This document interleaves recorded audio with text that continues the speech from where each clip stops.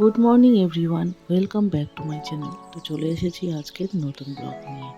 তো আজকে মহাশিবরাত্রি, সকলকে জানাই শিবরাত্রির অনেক অনেক শুভেচ্ছা ও ভালোবাসা। তো সকালবেলায় উঠে সমস্ত কাজকর্ম সেরে স্নান টান সেরে প্রথমে বাড়ির সবার জন্য রান্নাটা করে রাখলাম। তো আজকে নিরামিষ মুগ ডাল করলাম আর একটা নিরামিষ সবজি বানিয়ে রাখলাম। আর আমি এখন রেডি হয়ে চলে গেলাম ঠাকুর ঘরে।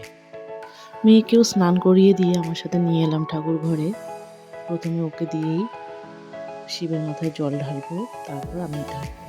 তো মেয়েকে শিখিয়ে দিচ্ছি, ও ওভাবে করবে। আর আমার যেহেতু কোর্ট রয়েছে, তাই চতুর্দশী লাগার সাথে সাথেই আমি পূজাটা দিয়ে চলে যাব।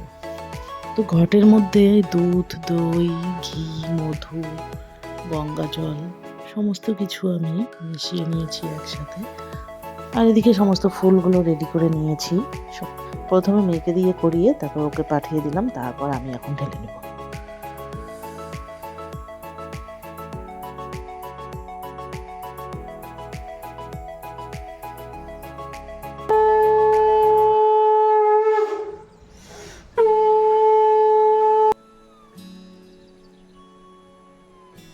তো পূজা সেরে এখন চলে যাচ্ছি নিচে গিয়ে এখন তাড়াতাড়ি রেডি হয়ে আমাকে যেতে হবে কোর্টের জন্য। এমনিতেই অনেকটাই লেট হয়ে গেছে।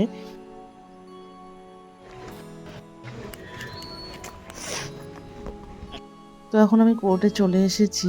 আর আজকে কোর্টে আমাদের সিভিল কোর্ট বন্ধ, ক্রিমিনাল কোর্ট খোলা। সমস্ত সেশনস কোর্টগুলো বন্ধ।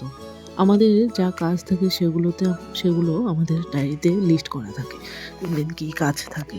তো আজকেরও আমাদের ডায়েরিতে যা এন্ট্রি ছিল সেই হিসেবে কাজ ফার্স্ট হাফই হওয়ার কথা, কিন্তু হঠাৎ করে আমাদের একটা সারেন্ডারের আসামি চলে আসে। তো এই কারণে এখন আমাকে থাকতে হবে।